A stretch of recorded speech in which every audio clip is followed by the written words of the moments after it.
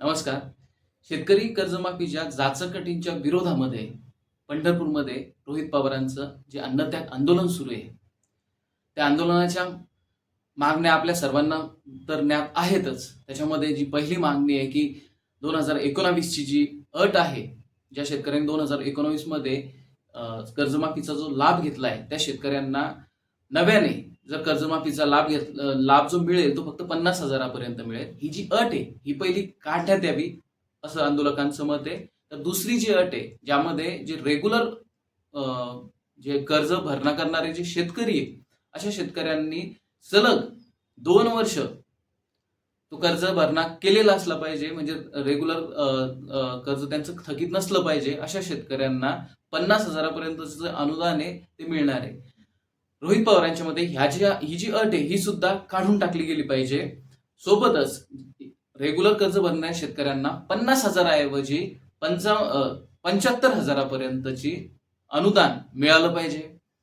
आणि तिसरी मागणी त्यांची आहे की पूर्वीप्रमाणेच 1 रुपयामध्ये जी पीक विम्यासाठी जी योजना सरकारने चालू केली होती, ती योजना जुन्या अटीसह परत एकदा लागू केली पाहिजे, असं आंदोलकांचं म्हणणं आहे. हे आपल्याला माहीतच आहे. या आंदोलनावर सत्ताधाऱ्यांच्या बाजूने अनेक नेत्यांनी प्रतिक्रिया दिल्या आहे. त्यामध्ये राधाकृष्ण विखे पाटील यांनी सुद्धा या आंदोलनावरती प्रतिक्रिया देताना ते म्हणाले की रोहित पवार बोलतात म्हणजे ते काही प्रमाण नसतं आणि रोहित पवार हे या बाबतीमध्ये जे काही मुद्दे उचलतायत ते चमकोगिरी करतायत, अशा प्रकारची प्रतिक्रिया त्यांनी दिली आहे.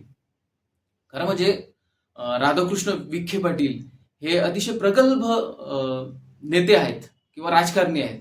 अशा प्रगल्भ राजकारण्याने रोहित पवार काय म्हणतायत ते, रोहित पवारांसोबत त्यांचं काय जे काही शत्रुत्व असेल ते असेल, परंतु जे मुद्दे रोहित पवार मांडतायत त्या मुद्द्यांकडे लक्ष देणं गरजेचं आहे. कारण हे मुद्दे जनसामान्यांचे आणि शेतकऱ्यांचे मुद्दे आहेत. विधान परिषदेचे अध्यक्ष राम शिंदे यांची सुद्धा या आंदोलनावरती प्रतिक्रिया आली आहे. त्यांच्यामध्ये रोहित पवार हे पंढरपूरमध्ये विठुरायाच्या नगरीमध्ये उगाच कायदा आणि सुव्यवस्थेची परिस्थिती निर्माण करतायत, तिथं लोकांना वेठीस धरतायत. आणि त्यांनी सरळ म्हणून टाकलं की आताची जी कर्जमाफी सरकारने दिली त्याच्यामध्ये कुठलीही त्रुटी नाही, इथपर्यंत ते बोलून गेलेत. खरं म्हणजे राम शिंदे साहेब हे जे आहेत हे खरं तर तळागाळातील प्रश्नांची जाणीव असणारे नेते आहेत. त्यांचं रोहित विरुद्धची जी काही भूमिका आहे ती आपण समजू शकतो. कारण कर्जत जामखेडमध्ये त्यांच्या मतदारसंघामध्ये रोहित पवार आणि त्यांच्यात सरळ लढत असते एकमेकांच्या विरोधामध्ये, त्यामुळे आपण त्या भावना समजून घेऊ शकतो. परंतु शेतकरी कर्जमाफी जी झाली त्याच्यामध्ये कुठलीही त्रुटी नाही, अशा प्रकारची जी प्रतिक्रिया त्यांनी दिली आहे ही खरंच म्हणजे त्यांच्यासारख्या सामान्यांच्या प्रश्नांची जाणीव असलेल्या नेत्यांनी देणं अपेक्षित नाही, एवढं नक्की मी आपल्याला सांगू इच्छितो. त्याच्यानंतर पंढरपूरचे जे पालकमंत्री आहेत त्यांची सुद्धा प्रतिक्रिया आली आहे. त्यांच्या मते रोहित पवार हे प्रत्येक गोष्टीमध्ये काहीतरी प्रसिद्धी मिळवण्यासाठी ह्या सगळ्या गोष्टी करतायत. थोडक्यात सत्ताधाऱ्याकडून ज्या काही प्रतिक्रिया आल्या आहेत त्या म्हणजे असं दर्शवतायत की सत्ताधारी या आंदोलनाला फारसं सिरियसली घेत नाहीयेत.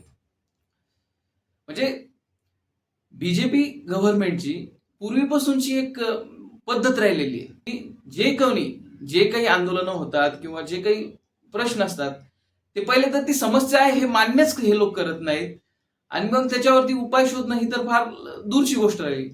तर केंद्र सरकारची ही जी काही रणनीती आहे त्या रणनीतीचा पुरेपूर जसं तसं कॉपी पेस्ट राज्य सरकार, महाराष्ट्र सरकार सुद्धा करत आहे असं वाटतंय. आणि यावरती कृषी मंत्री दत्ता भरणे मामा हे बोलताना म्हणाले की आम्ही मंगळवारला यासाठी बैठक लावतोय, त्याच्यामध्ये आम्ही निर्णय घेऊ वगैरे वगैरे. आणि ही त्यांची प्रतिक्रिया शनिवारची, लक्षात घ्या. म्हणजे मंगळवारी म्हणजे अजून 2-3 दिवसांनी ते बैठक घेणारे वगैरे वगैरे. मग या सरकारकडे शेतकऱ्यांच्या प्रश्नांसाठी, शेतकऱ्यांच्या समस्यांसाठी खरंच वेळ नाहीये का, असा प्रश्न आपण सर्व विचारू शकतो. जर शेतकऱ्यांच्या प्रश्नांसाठी या सरकारकडे जर वेळच नसेल तर मग शेतकऱ्यांनी सुद्धा या सरकारला कुठपर्यंत पाठिंबा द्यायचा आहे या संबंधामध्ये विचार करण्याची खरं तर गरज आलेली आहे. या सर्व प्रतिक्रियांवरती रोहित पवार यांनी प्रत्युत्तर देताना ते म्हणाले की सरकारने जर का आम्ही ज्या मागण्या करतोय त्या मागण्यांवरती जर का आज संध्याकाळपर्यंत जर का निर्णय नाही घेतला तर आमचं जे आंदोलन आहे इथून पुढचं ते पंढरपुरातच नामदेव पायरीजवळ जाऊन आंदोलन करण्याचा आम्ही विचार करत आहोत, अशा प्रकारची त्यांनी प्रतिक्रिया दिली. लक्षात घेतलं पाहिजे की राष्ट्रवादी काँग्रेस हा पक्ष नेहमी सत्तेचं राजकारण करणारा पक्ष अशी या पक्षाची ओळख आहे, किंवा सत्तेच्या जवळ असण्याचा प्रयत्न करणारा अशा प्रकारची ओळख आहे. नेमकं या ओळखीला बदलून एक विरोधी पक्ष विरोधात असताना सुद्धा राष्ट्रवादी काँग्रेस पक्ष एक चांगल्या प्रकारची भूमिका बजावू शकतो, या प्रकारची इमेज, या प्रकारचा राष्ट्रवादी काँग्रेसचा चेहरा तयार करण्याचा प्रयत्न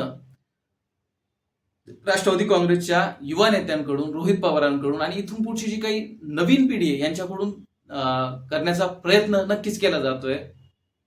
त्यांना कुठपर्यंत यामध्ये यश मिळतंय ते येणारा काळच ठरवेल. परंतु आज रोहित पवार शेतकऱ्यांसाठी जे काही आंदोलन करतायत हे आंदोलन निश्चितपणे कुठलाही याच्यामध्ये राजकीय हेतू न ठेवता ते आंदोलन करताय. कारण आंदोलन करण्या अगोदरच ज्या दिवशी त्यांनी 12 तारखेला पासून त्यांनी जे आंदोलन सुरू केलं होतं, हे आंदोलन आपण करणार आहोत याची घोषणा त्यांनी जवळपास 4-5 दिवस अगोदरच केली होती. आणि तोपर्यंत सरकारने शेतकऱ्यांची जी कर्जमाफीतल्या ज्या अटी जाचकटी घातल्या त्या काढून टाकाव्या, म्हणजे आम्हाला आंदोलन करण्याची गरजच पडणार नाही, अशा प्रकारचं भाष्य त्यांनी आंदोलन सुरू करायच्या अगोदरच दिलं होतं.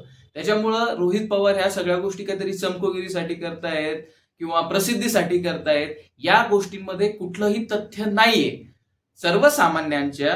सर्वसामान्यांचे आणि शेतकऱ्यांचे जे प्रश्न आहे ते विरोधात असणाऱ्या लोकांनी सरकारपुढे मांडायचे असतात.